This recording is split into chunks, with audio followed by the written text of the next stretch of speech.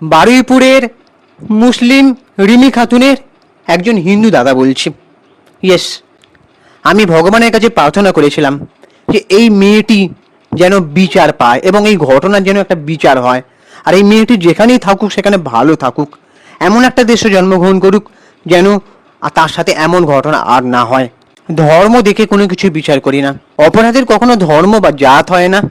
তেমনি কেউ যদি কোনো অপরাধের শিকার হয় তাহলে তারও কোনো ধর্ম দেখে বিচার করতে নেই। এই যে ঘটনাটা তোমরা এতক্ষণে জেনে গেছো, বারুইপুর কাণ্ডে যে ঘটনাটা ঘটেছে যে বোনটির সাথে, সেটার জন্য চরম ধিক্কার জানাই শুরুতেই আমার ভিডিওর মাধ্যমে। এবং আমরা ভাবছিলাম যে কতক্ষণে আমাদের নতুন সরকারের বিচার করবেন। আর আমি আমার ভিডিওতে বারবার বলেছিলাম যে এমন একটা প্রশাসনিক সিস্টেম আনা উচিত যাতে এমন কাজ করার আগে মানুষ দুবার ভাববে, কিন্তু এমন কোনো প্রশাসনিক সিস্টেম এখনো পর্যন্ত তৈরি হয়নি।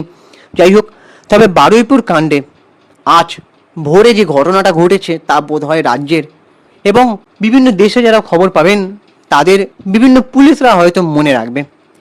পুলিশি এনকাউন্টারে অভিযুক্তের মৃত্যু। ইয়েস, বারুইপুর কাণ্ডে অভিযুক্ত তার মা যে বক্তব্যটা আমরা শুনলাম, মানে স্পিচলেস হয়ে গেছি। সেই ব্যক্তির মা বলেই দিচ্ছেন যে আমি ওর দেহ নেব না এবং যা করেছে সাজাও পাচ্ছে, ভালোই হয়েছে।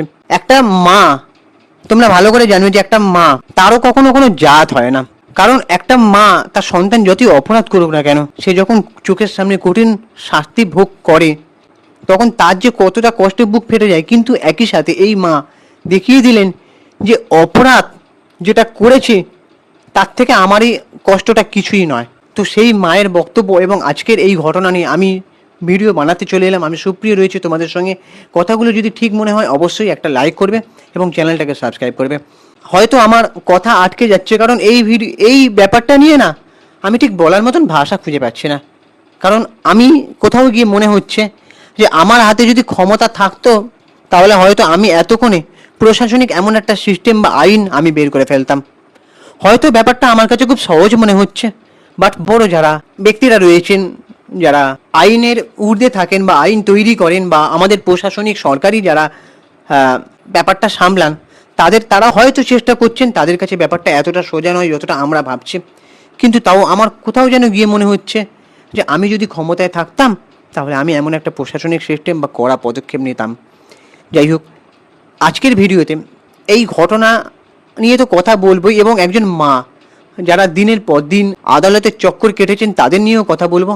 অভয়া থেকে তামান্না, যে বিচার আমরা চেয়েছিলাম, আজ কি তবে সেই বিচারের পথেই হাঁটলো সিস্টেম? চলুন বিস্তারিত আলোচনা করি।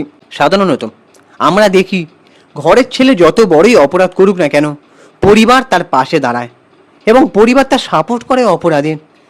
কিন্তু বারুইপুরের এই ঘটনা এক অনন্য নজির গড়ল। অভিযুক্ত প্রভাস মণ্ডলের মা সংবাদ মাধ্যমকে স্পষ্ট জানিয়ে দিচ্ছেন যে তিনি তার ছেলে দেহ নেবেন না এবং তিনি কোথাও গিয়ে বুঝিয়ে দিচ্ছেন যে তার ছেলে হলেও যা অপরাধ করেছে তার কখনো ক্ষমা হয় না এবং যা হয়েছে ভালোই হয়েছে। তার কথায় আমার ছেলে যা করেছে সেটা ক্ষমার অযোগ্য। ও অন্যের কোল খালি করেছে, আজ আমার কোল খালি হলো, এতে আমার কোনো আক্ষেপ নেই।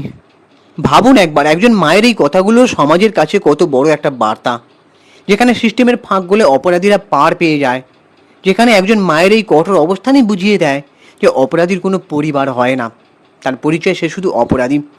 আমরা বিভিন্ন সিনেমায় বা আমরা বাস্তবে অনেক জায়গায় পর্যবেক্ষণ করেছি যে যখন অপরাধীরা ক্রাইম করে তাদের যখন ধরা হয় তখন কি করে, তারা 1 লাখ টাকা খরচা করে সেই অপরাধীকে জামিন পাইয়ে দেয় এবং পরিবার তার পাশে ফুল দমে সাপোর্ট করে। কিন্তু এখানে এই মা হতে পারে সেই গরিব, কিন্তু এই মা তার বিবেকবোধ দিয়ে দেখিয়ে দিলেন যে অপরাধকে কখনো কোনোভাবেই বিচার করা যায় না। কিন্তু বন্ধুরা, আর একটা কথা বলি, এই ঘটনার মাধ্যমে একটা প্রশ্ন সোশ্যাল মিডিয়ায় ঘুরপাক খাচ্ছে যে অনেকেই বলছেন এই সরকারের আমলে এটা সম্ভব হলো। আমি মানছি যে এই সরকারের আমলে এটা সম্ভব হয়েছে, আগের সরকারের আমলে এমন কোনো পদক্ষেপও নিতে দেখা যায়নি। এখানে পুলিশের ভূমিকাটা অনেকটাই, তবে হ্যাঁ আমাদের এই সরকার হয়তো তেমনই ইনস্ট্রাকশন দিয়ে রেখেছিলেন, এটা একদিকে ভালো। কিন্তু আবার কেউ মনে করিয়ে দিচ্ছেন অতীতের কথা।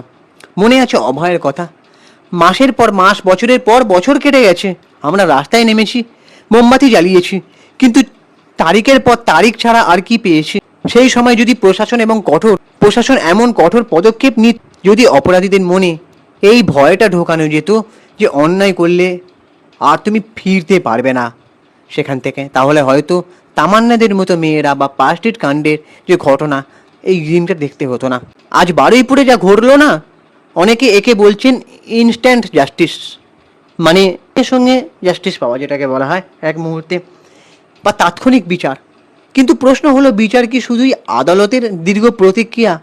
আমি বারবার আমার আগের ভিডিওতে বলেছিলাম যে অনেক সময় অপরাধীরা ভয় পায় না, আইনি সিস্টেমকে তোয়াক্কা করে না, কারণ তারা জানে যে আমরা অপরাধ করলে আমরা আবার বেরিয়ে আসতে পারবো, কিংবা এই যে আইনি জট এটা সহজে কাটবে না, এর বিচার প্রক্রিয়াটা দীর্ঘদিন ধরে চলতেই থাকবে। তাই আমি বারবার অনুরোধ করেছিলাম যে ফাস্ট ট্র্যাক কোর্টের মাধ্যমে এর বিচার হোক, আমি আমার আগের ভিডিওতে বলেছিলাম। তো এখানে একই কোশ্চেন, যে দীর্ঘ প্রতিক্রিয়া আদালতে নাকি সঠিক সময়ে সঠিক পদক্ষেপ নেওয়াটা আসল বিচার? অভয়া কাণ্ডে যে দীর্ঘ সূত্রিটা আমরা দেখেছি, তার সাথে আজকের এই ঘটনার তুলনা করলে সাধারণ মানুষের মনে একটা স্বস্তি তো আসবেই। দেরি হলেও সিস্টেম এবার নড়ে চড়ে বসেছে। তবে কোথাও গিয়ে আমার মনে হচ্ছে যে এই যে বারুইপুরের অভিযুক্তকে যেভাবে পানিশমেন্ট দেওয়া হয়েছে, এটা কি বিচার হলো? না। এবার আপনারা যদি কম্পেয়ার করেন যে দীর্ঘ প্রতিক্রিয়া মেলে না যখন, মানে দীর্ঘ সময় লেগে যায় যখন আদালতের বিচার প্রক্রিয়া, সেদিক থেকে দেখতে গেলে আর ধৈর্য নেই, মানে একেবারে ব্যাপারটা বুঝতে পারছো।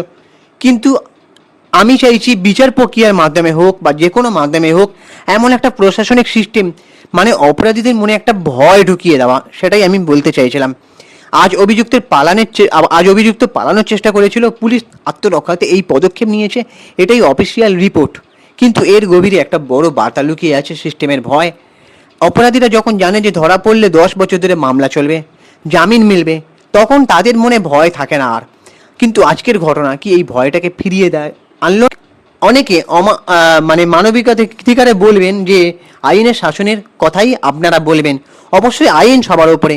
কিন্তু যখন আইনের প্রক্রিয়া মানুষকে ক্লান্ত করে দেয় বা যখন শেষ করে দেয়, বছরের পর বছর পার হয়ে যায়, মানুষটা জীবন হয়তো অন্তিম পর্যায়ে, তখনও বিচার পায় না, তখন এমন ঘটনা পাবলিক সেন্টিমেন্ট বা জনমতের প্রতিফলন হয়ে দাঁড়ায়। আর সোশ্যাল মিডিয়ার হাজার মানুষ লিখছেন যে এটাই তো চেয়েছিলাম। সবশেষে একটা কথাই বলবো, যে অভিযুক্তের মায়ের কথাগুলো ও শাস্তি পেয়েছে, এটাই তো এই কেসের সবচেয়ে বড় রায়। কোনো আদালত বা বিচারক যা করতে পারলো না, একজন মা হয়ে তিনি তা করে দেখালেন, অন্যায়ের সাথে আপোষ না করে। এটাই তো স্বাভাবিক, এটাই তো হওয়া উচিত, তাই না? আপনার কি মনে হয়, অভয়া বা তামান্নাকে কেসেও কি এরকমভাবে পদক্ষেপ নেওয়া উচিত?